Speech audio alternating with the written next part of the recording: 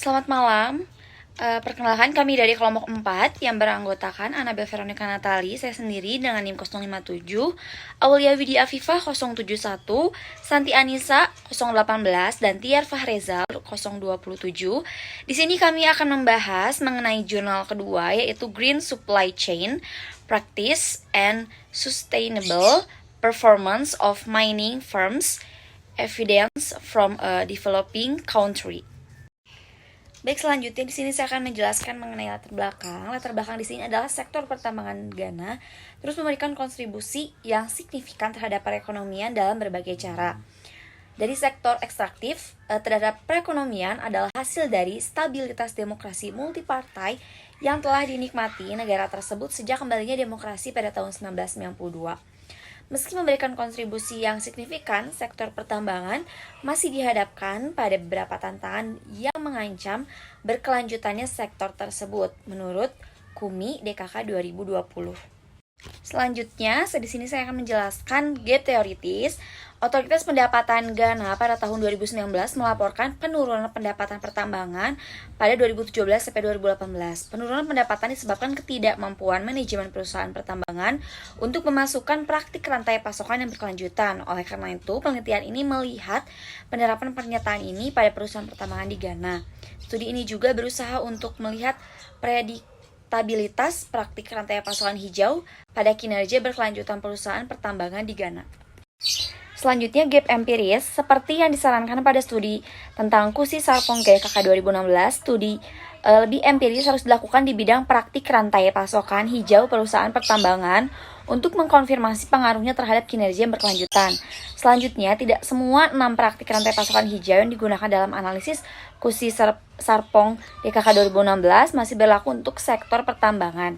Studi ini dengan demikian memberikan kontribusi untuk memberikan pengetahuan empiris tersebut. Selanjutnya di sini saya akan menjelaskan identifikasi masalah. Di sini ada 4 poin. Yang pertama, apakah kemitraan pasokan strategis berpengaruh terhadap kinerja ekonomi, sosial, dan lingkungan? Yang kedua, apakah praktik-praktik akhir kehidupan secara mempengaruhi ekonomi, sosial, dan lingkungan? Apakah pengelolaan lingkungan berpengaruh terhadap kinerja ekonomi, sosial, dan lingkungan? Dan yang terakhir, apakah praktik eko-inovatif berpengaruh terhadap kinerja ekonomi, sosial, dan lingkungan? Selanjutnya akan dilanjutkan oleh rekan saya, Aulia Widya Afifah. Terima kasih atas perhatiannya. Selamat malam. Assalamualaikum warahmatullahi wabarakatuh. Nama saya Aulia Widya Afifah dengan NIM belakang 071. Di sini saya akan melanjutkan presentasi dari rekan saya. Untuk slide selanjutnya yaitu ada manfaat penelitian dan tujuan penelitian. Untuk manfaat penelitian ini diharapkan dapat memberikan manfaat baik secara praktis maupun teoritis. Untuk manfaat teoritisnya, yang pertama, studi saat ini memberikan wawasan yang lebih luas tentang praktik rantai pasokan hijau, mana yang dapat meningkatkan kinerja berkelanjutan perusahaan pertambangan. Yang kedua yaitu temuan studi berkontribusi pada pengetahuan yang ada dan menunjukkan bahwa praktik eko-inovasi, praktik akhir kehidupan dapat menjelaskan ketiga ukuran kinerja berkelanjutan. Untuk manfaat praktisnya yaitu yang pertama, perusahaan pertambangan yang ingin mempromosikan ketiga ukuran kinerja berkelanjutan secara setara harus inovatif, lingkungan, dan praktekan logistik terbalik. Yang kedua yaitu ini akan membantu mengurangi biaya untuk pengolahan dan pembuangan limbah, denda dan konsumsi bahan berbahaya yang terkait dengan operasi penambangan. Untuk tujuan penelitiannya yang pertama yaitu untuk mengetahui apakah kemitraan pasokan strategis berpengaruh terhadap kinerja ekonomi, sosial, dan lingkungan. Yang kedua untuk mengetahui apakah praktik akhir kehidupan mempengaruhi ekonomi, sosial, dan lingkungan. Untuk yang ketiga yaitu untuk mengetahui apakah pengelolaan lingkungan berpengaruh terhadap kinerja ekonomi, sosial, dan lingkungan. Untuk yang keempat yaitu mengetahui apakah praktik eko-inovatif berpengaruh terhadap kinerja ekonomi, sosial, dan lingkungan.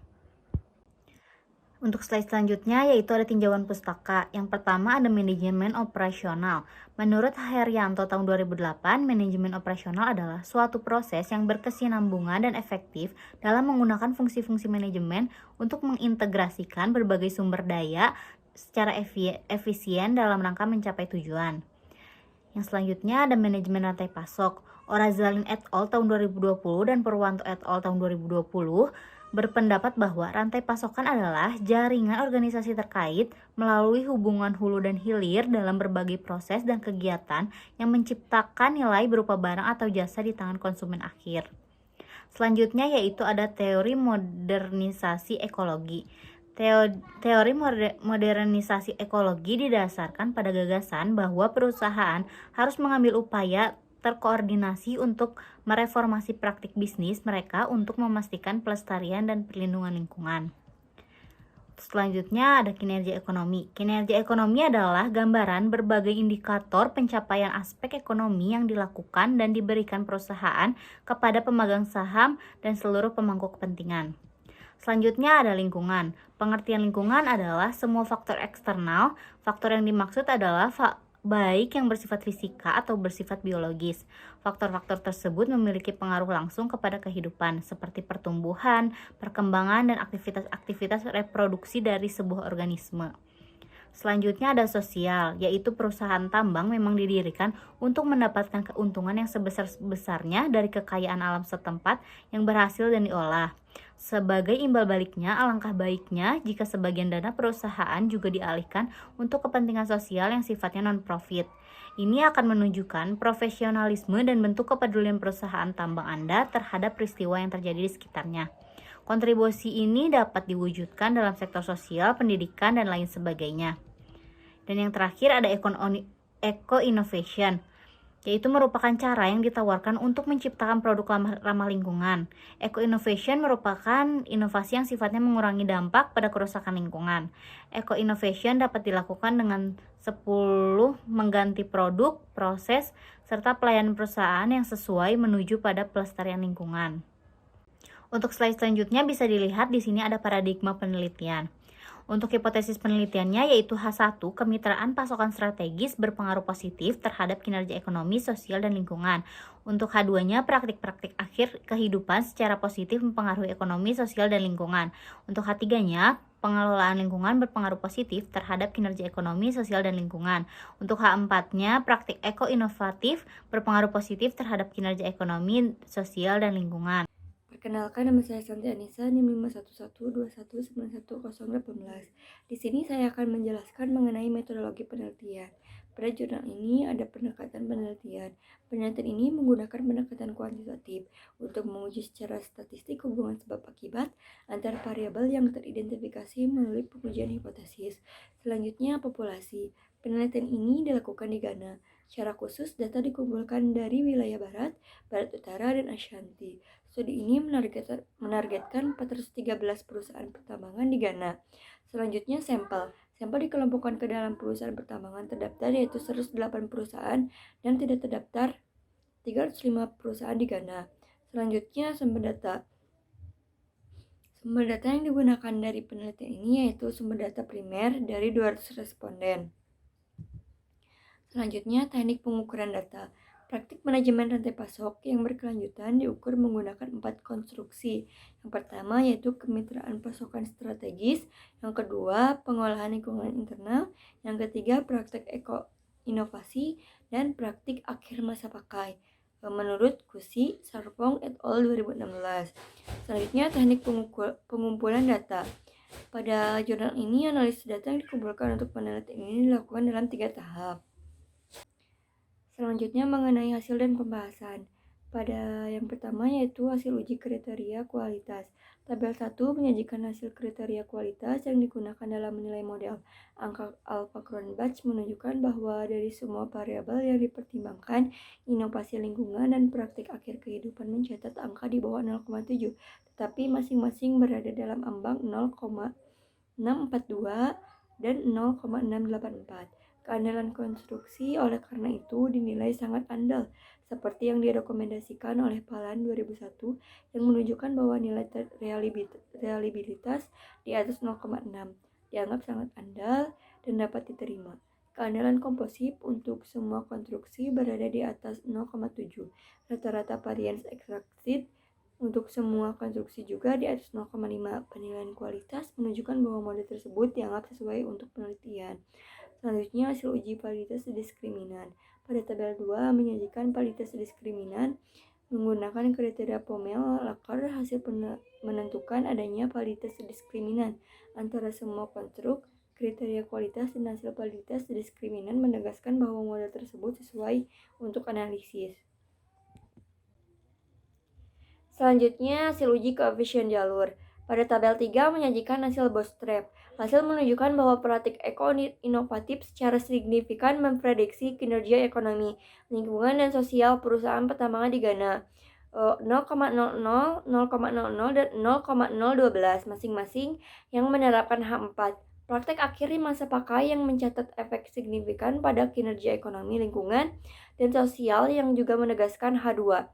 Namun, praktek pengolahan lingkungan internal mencatat pengaruh yang signifikan terhadap kinerja lingkungan dan sosial, namun tidak signifikan dalam memprediksi kinerja ekonomi. H3 karena itu tidak dapat diterima secara keseluruhan. Demikian pula kemitraan pemasok strategis signifikan dalam memprediksi kinerja ekonomi dan sosial tetapi tidak signifikan dalam memprediksi kinerja lingkungan. H1 tidak dapat diterima secara keseluruhan.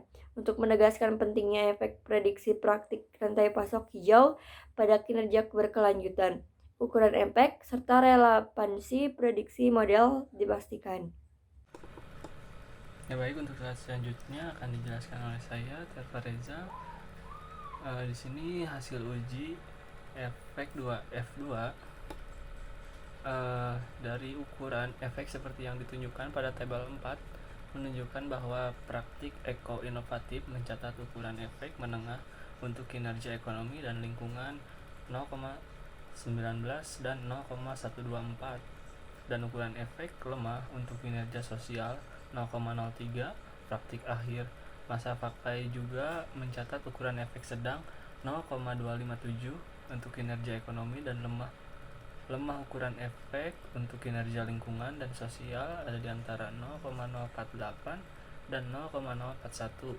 Dalam memprediksi kinerja ekonomi, pengelolaan lingkungan internal mencatat ukuran efek menengah untuk kinerja lingkungan dan sosial di antara 0,253 dan 0,175.